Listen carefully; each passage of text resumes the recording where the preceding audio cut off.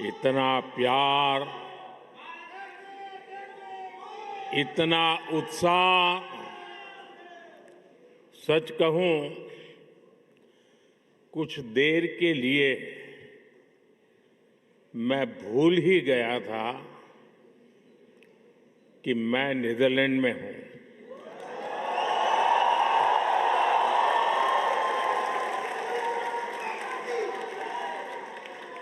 ऐसे लग रहा है जैसे भारत में ही कहीं कोई फेस्टिवल चल रहा है।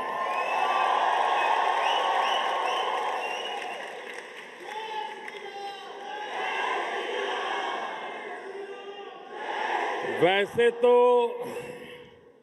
द हेग को दुनिया city of peace and justice के रूप में जानती है,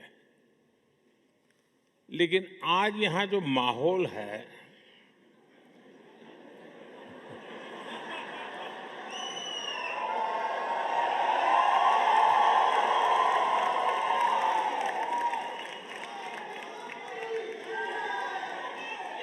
इस माहौल को देखकर लग रहा है कि the Hague living symbol of Indian friendship बन गया है।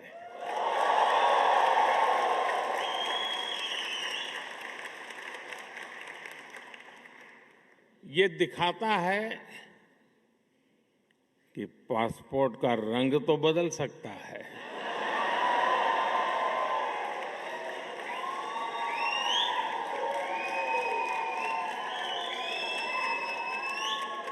एड्रेस भी बदल सकता है,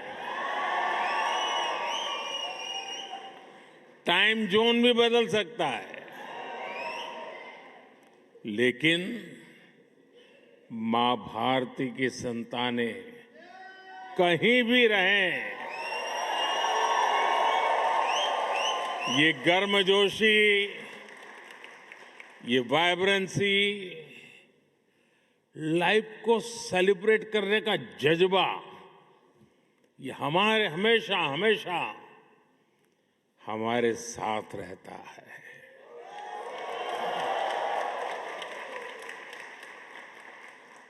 मैं आप सभी का इस वार्म वेलकम के लिए बहुत बहुत आभार व्यक्त करता हूं। और जब मैं यहां प्रवेश कर रहा था तो पूरा महाराष्ट्र, छत्रपति शिवाजी महाराज,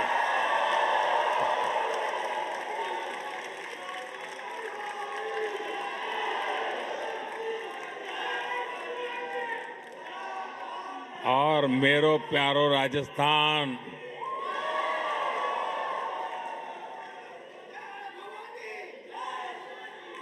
और A for Assam,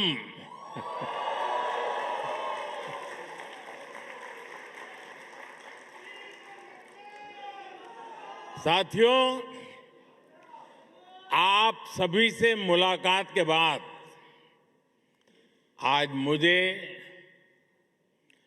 his majesty the king और हर मैजेस्टी द क्वीन से मिलने का अवसर मिलेगा। इसके साथ ही प्रधानमंत्री राव यतेन से भी विस्तार से कई विषयों पर चर्चा होगी। बीते वर्षों में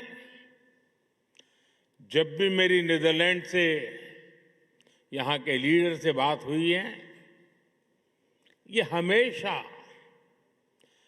भारतीय डायस्पोरा की बहुत प्रशंसा करते आए हैं।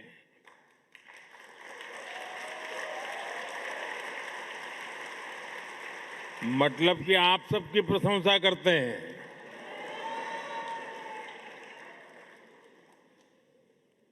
आप नीदरलैंड्स के समाज और यहां की इकोनॉमी में जो कंट्रीब्यूट कर रहे हैं, उस पर हर भारतवासी को गर्व है। मैं आज इस अवसर पर नीदरलैंड की जनता का, यहां की सरकार का आभार व्यक्त करता हूं। मैं यहां की जनता को 140 करोड़ भारतवासियों की तरफ से अपनी शुभकामनाएं देता हूं।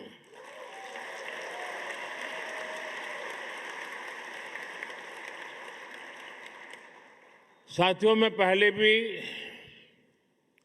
नीदरलैंड आता रहा हूं। मेरे पुराने साथी महर्षि महेश योगी के सारे सदस्य यहां बैठे हैं।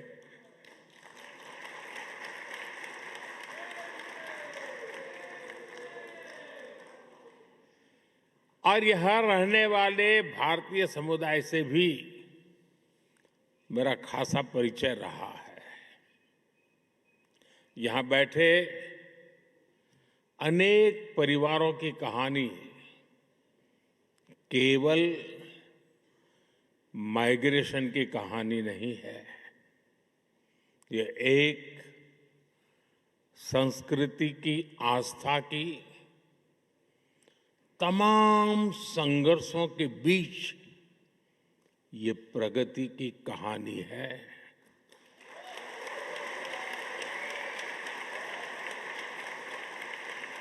उस दौर में तब किसी ने सोचा भी नहीं था कि 2 महासागर पार करने के बाद भी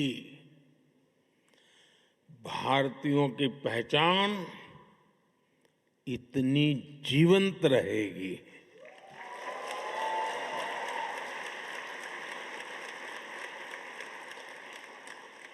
आपके पूर्वज बहुत कुछ पीछे छोड़कर आए थे, लेकिन कुछ चीजें हमेशा उनके साथ रही। अपनी मिट्टी की खुशबू, अपने त्योहारों की स्मृतियां, भजन की धुनें और अपने पूर्वजों के संस्कार। साथियों, मानवता का इतिहास साक्षी है कि समय के साथ अनेक संस्कृतियां मिट गई, लेकिन भारत का डाइवर्स कल्चर आज भी अपने लोगों के दिलों में धड़कता है।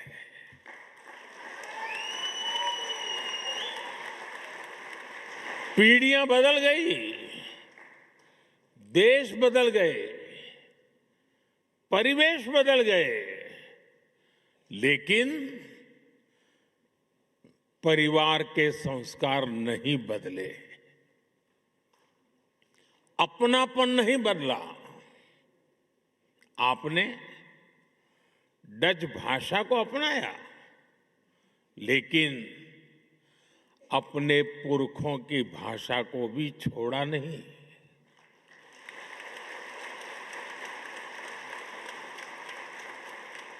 हमारे कम्युनिटी रेडियो स्टेशंस यहां बहुत पॉपुलर है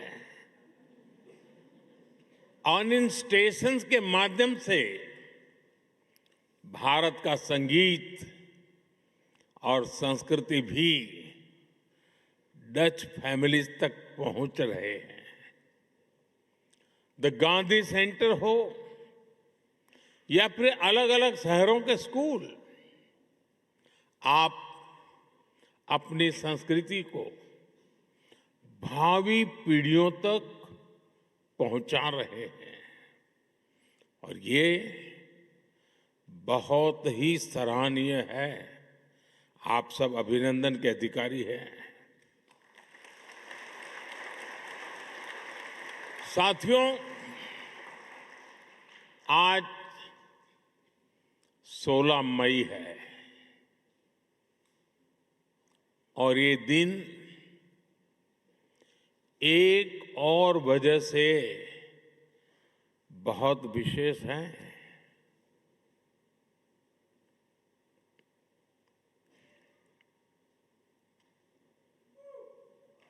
सोच रहे हैं ना? सोचिए, जरा और सोचिए। आज से 12 वर्ष पहले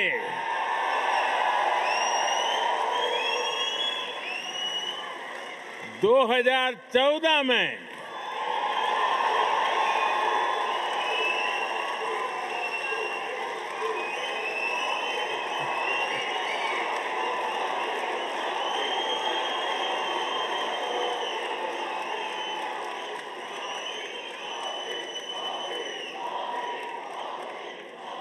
सोलह मई 2014 कुछ खास हुआ था। 2014 में आज के ही दिन लोकसभा चुनाव के नतीजे आए थे। दशकों बाद भारत में स्थिर और पूर्ण बहुमत वाली सरकार का बनना पक्का हुआ था।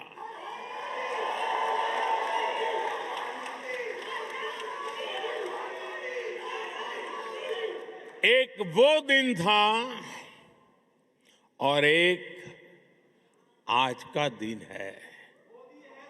कोटि कोटि भारतवासियों का विश्वास मुझे न रुकने देता है और न थकने देता है।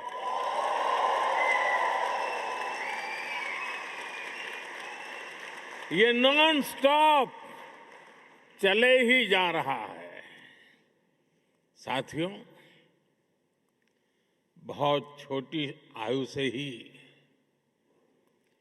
मैं देशभक्ति के रंग में रंग गया।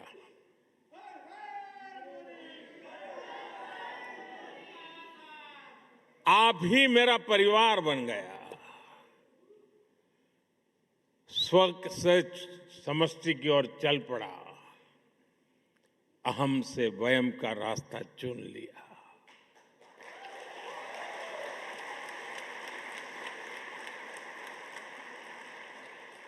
और फिर तो आपका सुख ही मेरा सुख बन गया। आपका कल्याण ही मेरा कर्तव्य बन गया।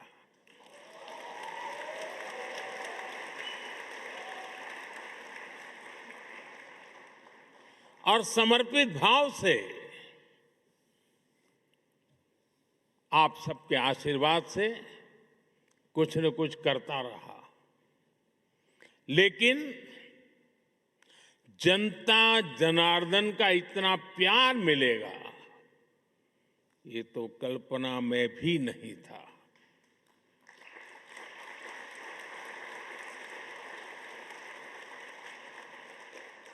जब पीछे मुड़कर देखता हूं, 13 वर्ष मुख्यमंत्री के रूप में, 12 वर्ष प्रधानमंत्री का सेवाकाल,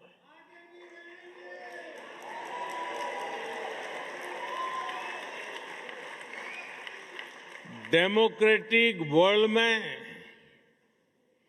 25 वर्षों तक करोड़ों करोड़ वोटर्स का लगातार समर्थन,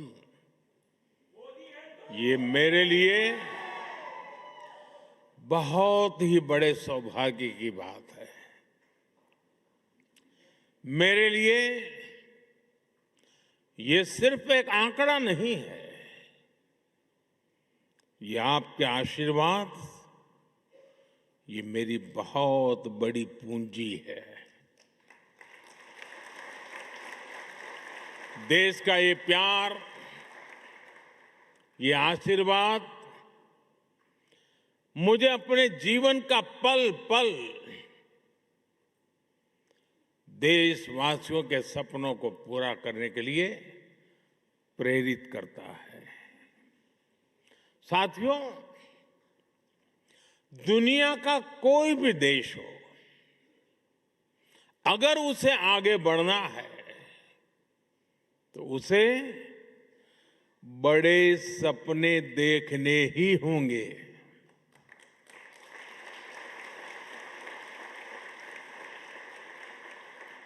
आज हमारा भारत भी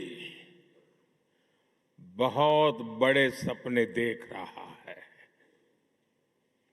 आज देश कह रहा है, हमें सिर्फ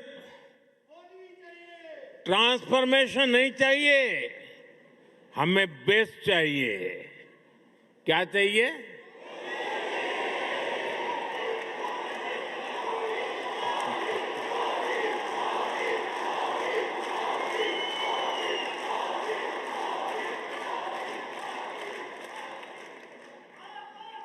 और हमें सिर्फ बेस्ट ही नहीं, हमें फास्टेस्ट चाहिए। और इसलिए जब भारत में एस्पिरेशंस अनलिमिटेड है, तो एफर्ट्स भी लिमिटलेस हो रहे हैं। जैसे भारत के युवाओं का उदाहरण है, आज भारत का युवा आसमान छूना चाहता है, वो स्टार्टअप शुरू करना चाहता है, वो क्वालिटी प्रोडक्ट्स बनाना चाहता है, वो ड्रोन मैन्युफैक्चरिंग करना चाहता है, वो एआई और सेमीकंडक्टर की दुनिया में भारत को आगे ले जाना चाहता है।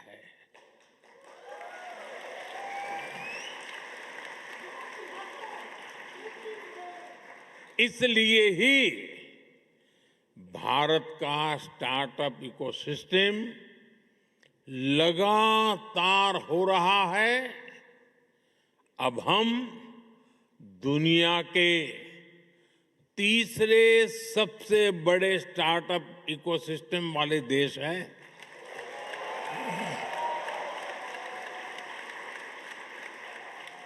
और साथियों, आज भारत की एस्पिरेशन सिर्फ अपनी सीमाओं तक नहीं है।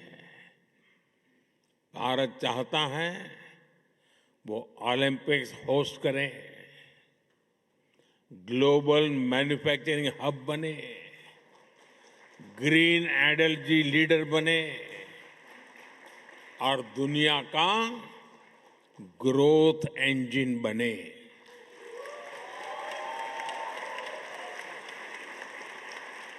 बात वही है, एस्पिरेशंस अनलिमिटेड है और हमारे एफर्ट्स की स्केल भी उतनी ही बड़ी है। Record highway construction, record rail electrification, Vande Bharat जैसी सेमी हाई स्पीड ट्रेनें और दुनिया का इतना बड़ा रिन्यूएबल एक्सपांशन, बड़े से बड़ा लक्ष्य हो, आज का भारत कहता है हम ये लक्ष्य पाकर के ही रहेंगे। और हम ये करके दिखा रहे हैं। साथियों, आज का भारत एक अभूतपूर्व परिवर्तन के दौर से गुजर रहा है। आपने हाल में देखा होगा कि दुनिया की सबसे बड़ी और सफल एआई समिट भारत ने आयोजित की।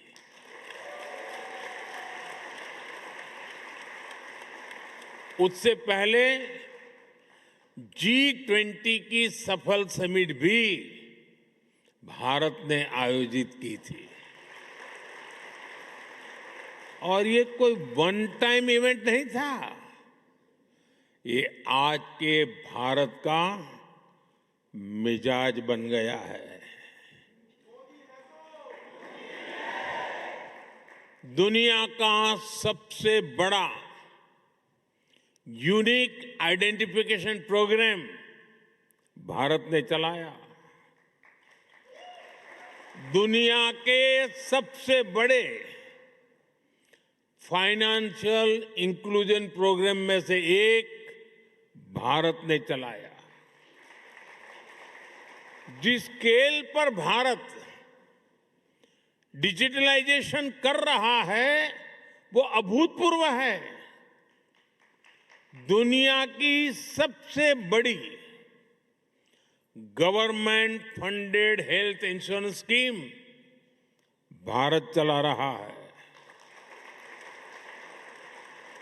और हां, चांद पर भी भारत वहां पहुंचा जहां पहले कोई नहीं पहुंच पाया था।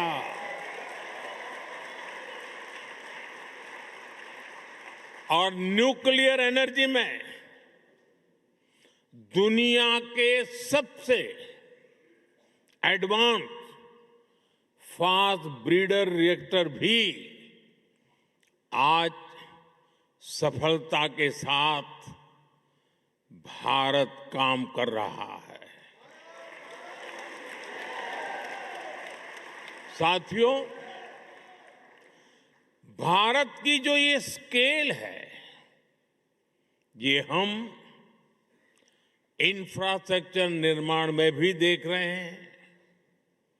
आज भारत में जो सोलर पार्क बन रहे हैं वो विश्व के सबसे बड़े पार्क में से एक है। सबसे ऊंची और सबसे लंबी टनल्स हो, सबसे ऊंचे और लंबे ब्रिजेज हो, सबसे लंबे एक्सप्रेस वे हो, सबसे बड़े मेट्रो नेटवर्क हो, सबसे बड़े सिविल एविएशन नेटवर्क हो, सबसे बड़े इलेक्ट्रिफाइड रेल नेटवर्क हो, इनमें से अनेक आज भारत में बन रहे हैं।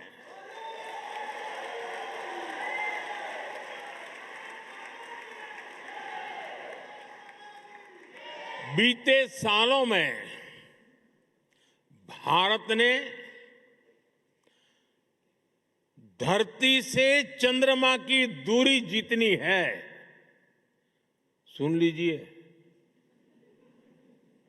धरती से चंद्रमा की जितनी दूरी है उससे भी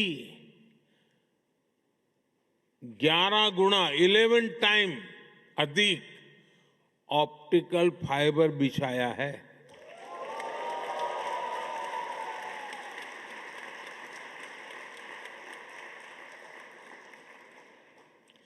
एक दशक पहले हम मोबाइल फोन इंपोर्ट करते थे। आज भारत दूसरा सबसे बड़ा मोबाइल मैन्युफैक्चरर है।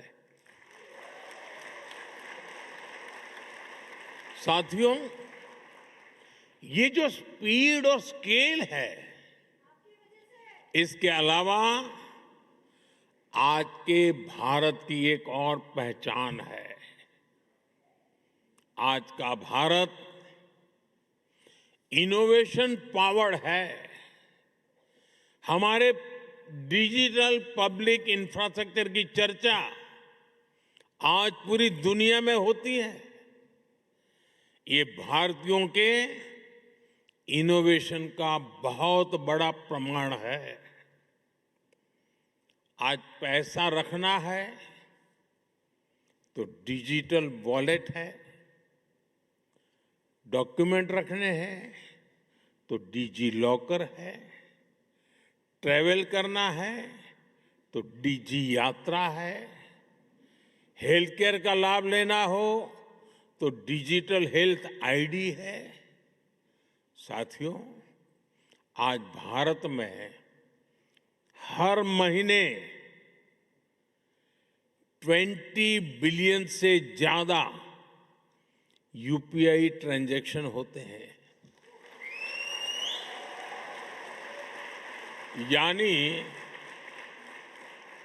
पूरी दुनिया में हो रहे डिजिटल ट्रांजैक्शन में आधे से ज्यादा केवल भारत में हो रहे हैं।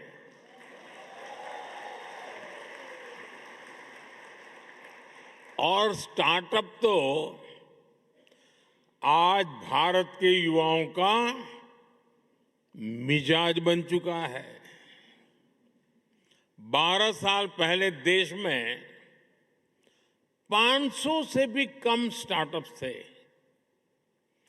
आज ये संख्या बढ़कर 2 लाख से ज्यादा हो गई है।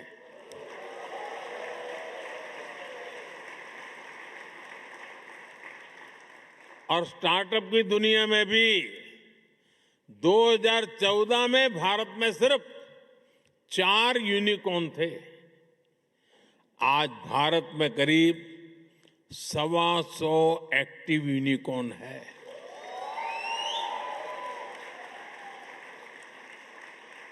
दो 2025 में ही करीब 44,000 और नए स्टार्टअप रजिस्टर हुए हैं। आज एआई, डिफेंस और स्पेस सेक्टर में हमारे स्टार्टअप बहुत शानदार काम कर रहे हैं। समय के साथ रिसर्च और इनोवेशन का एक कल्चर और विराट होता जा रहा है। पिछले वर्ष ही भारत में 1.25 लाख से अधिक पेटेंट्स फाइल किए गए हैं। साथियों, भारत चिप मेकिंग में, सेमीकंडक्टर सेक्टर में भी बड़े कदम उठा रहा है। अभी भारत में 12 सेमीकंडक्टर प्लांट्स पर काम चल रहा है।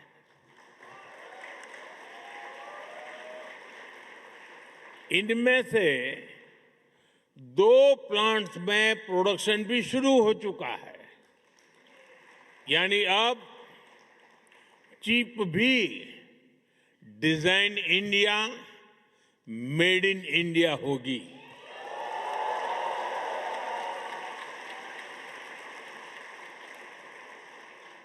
साथियों, भारत की ये एस्पिरेशन ड्रिवन जर्नी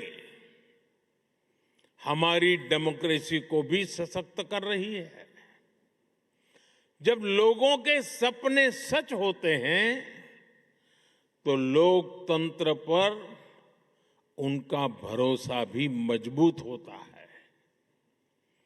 साथियों, मैं आपको हाल के विधानसभा चुनाव का उदाहरण देता हूं।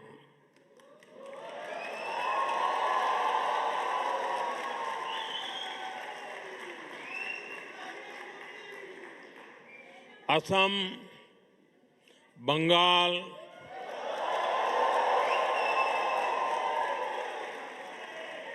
क्या झालमुड़ी यहां भी पहुंच गई?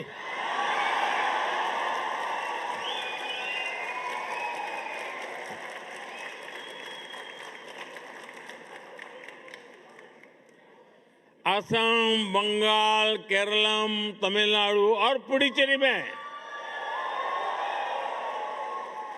इस बार 80 से 90% तक वोटिंग हुई। और इसमें भी विमेन पार्टिसिपेशन बहुत ज्यादा बढ़ी है। और ये हर राज्य का ट्रेंड है।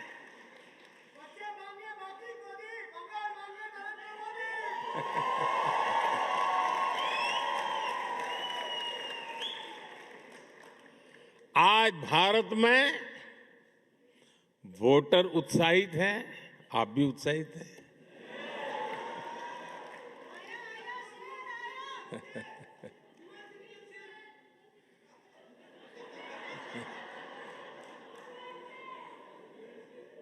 साथियों, हमें गर्व होता है, हर साल वोटिंग के रिकॉर्ड टूट रहे हैं।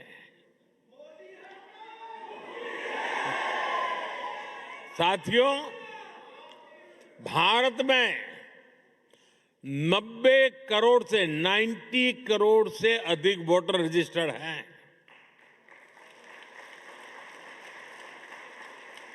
2024 के लोकसभा चुनाव में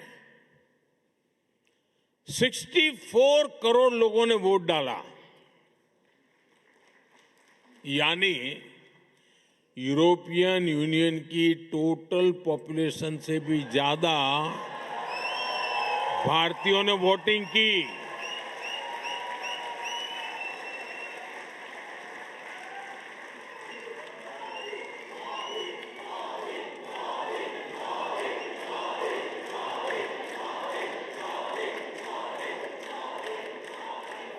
भारत अपने हर सिटीजन की डेमोक्रेटिक पार्टिसिपेशन को वैल्यू करता है और मदर ऑफ डेमोक्रेसी के रूप में ये हम सभी के लिए बहुत गर्व की बात है।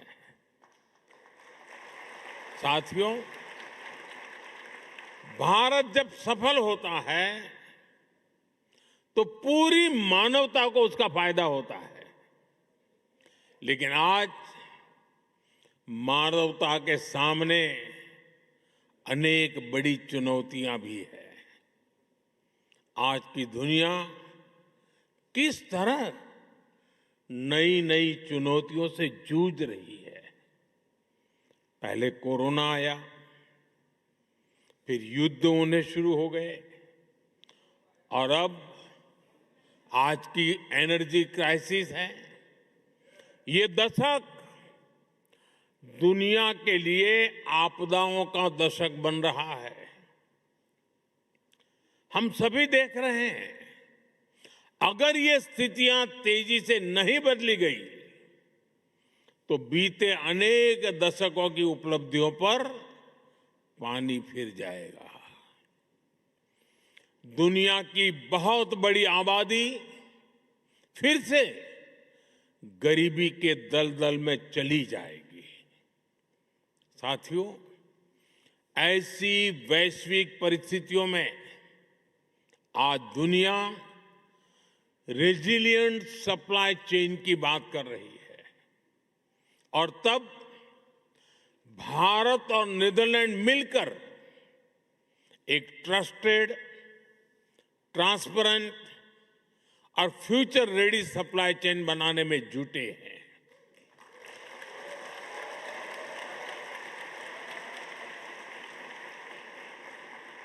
एनर्जी सिक्योरिटी से लेकर वाटर सिक्योरिटी तक नीदरलैंड्स और भारत मिलकर काम कर रहे हैं। ग्रीन हाइड्रोजन को लेकर हमारा कोऑपरेशन बहुत महत्वपूर्ण है और भारत और यूरोपियन यूनियन के बीच जो ऐतिहासिक ट्रेड एग्रीमेंट हुआ है, इससे भारत और नीदरलैंड की साझेदारी और मजबूत होगी और इसका लाभ आप सभी को भी होगा। भारतीय बिजनेस के लिए यूरोप में प्रवेश का नेचुरल गेटवे नीदरलैंड बनेगा।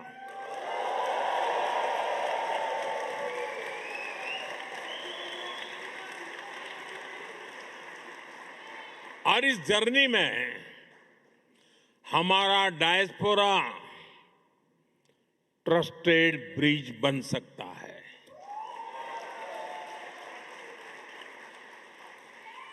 और मैं इसलिए कहता हूं कि डायस्पोरा इंडिया की एम्बिशन को भी समझता है और यूरोप के स्टैंडर्ड्स को भी जानता है। इससे यहां बसे भारतीयों को भी भारत के हाई क्वालिटी प्रोडक्ट्स के अधिक अवसर मिलेंगे। साथियों, नीदरलैंड ट्यूलिप की धरती है और यहां के खूबसूरत ट्यूलिप्स को देखने के लिए दुनिया भर के लोग यहां आते हैं। भारत में भी दुनिया के सबसे बड़े ट्यूलिप गार्डन में से एक हमारे जम्मू कश्मीर में है, श्रीनगर में है।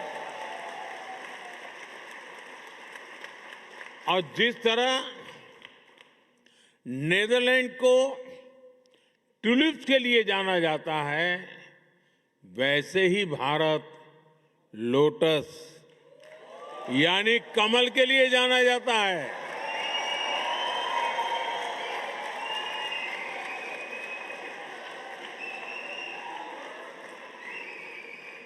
साथियों, ट्यूलिप और कमल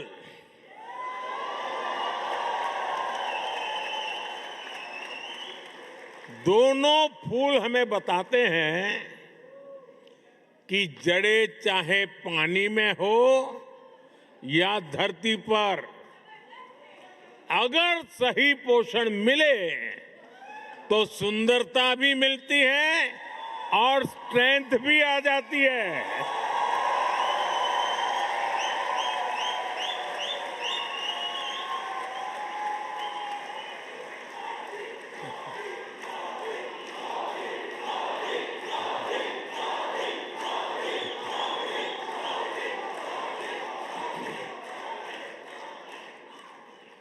यही भारत और नीदरलैंड के बीच पार्टनरशिप का भी आधार है।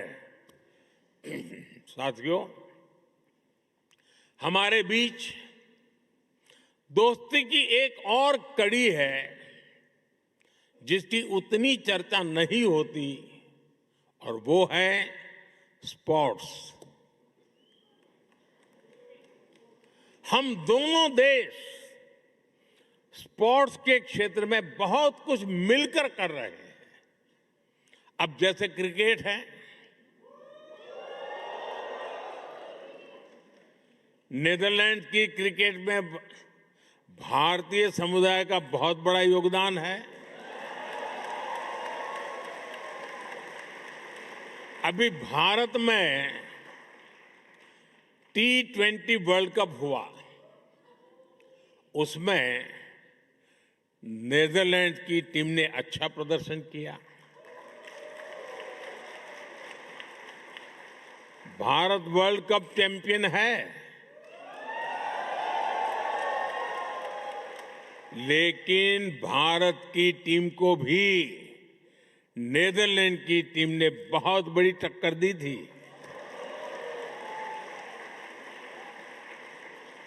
जब हम तेजा निदामनुरू और विक्रमजीत सिंह को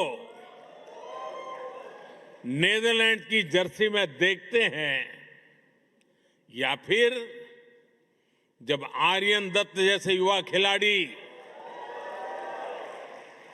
डच क्रिकेट के फ्यूचर में कंट्रीब्यूट करते हैं, तो हम सभी को बहुत अच्छा लगता है।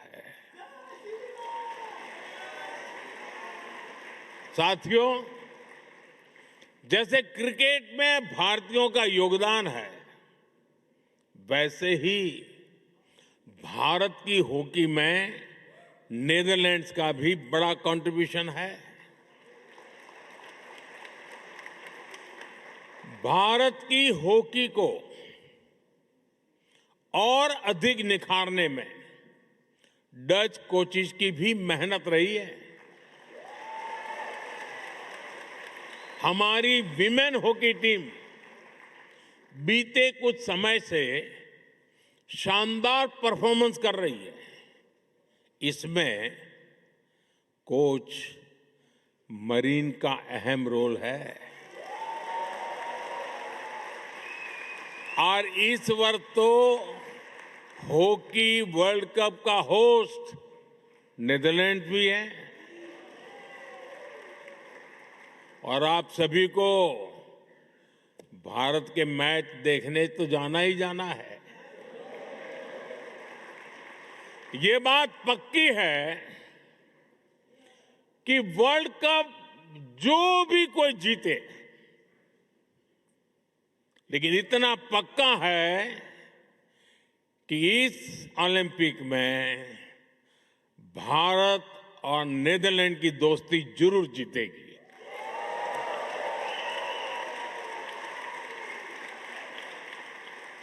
साथियों, भारत और नीदरलैंड के बीच के रिश्ते की असली ताकत आप सभी हैं।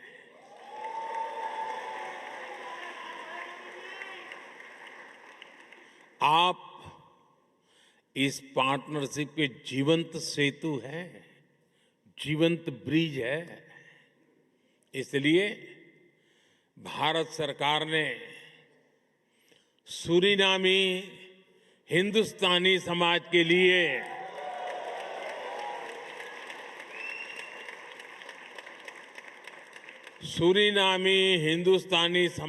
लिए OCI कार्ड की एलिजिबिलिटी चौथी पीढ़ी से बढ़ाकर छठी पीढ़ी तक कर दी है।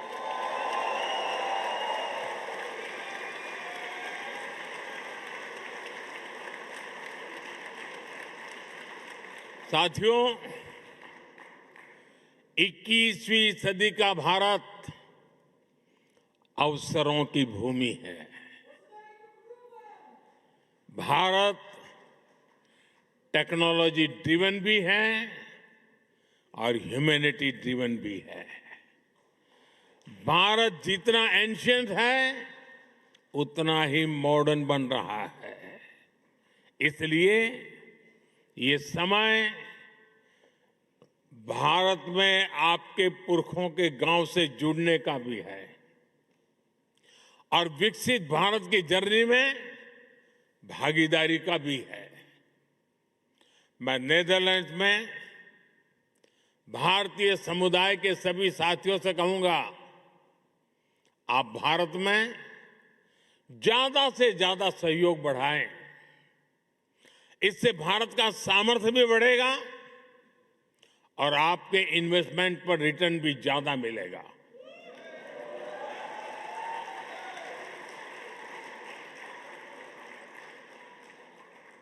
और ये मोदी की गारंटी है।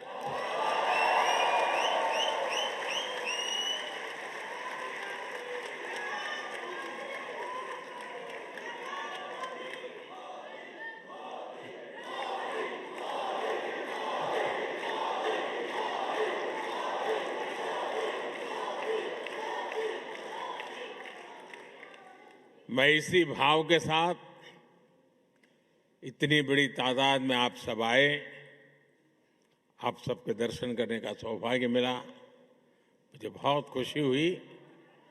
इसी भाव के साथ मैं अपनी बात समाप्त करता हूं। इतने गर्मजोशी भरे वेलकम के लिए फिर से आप सबका बहुत बहुत धन्यवाद। भारत माता की, भारत माता की, भारत माता की बहुत बहुत धन्यवाद। देवियों और सज्जनों, बहुत बहुत धन्यवाद। कृपया हमसे सूचना मिलने तक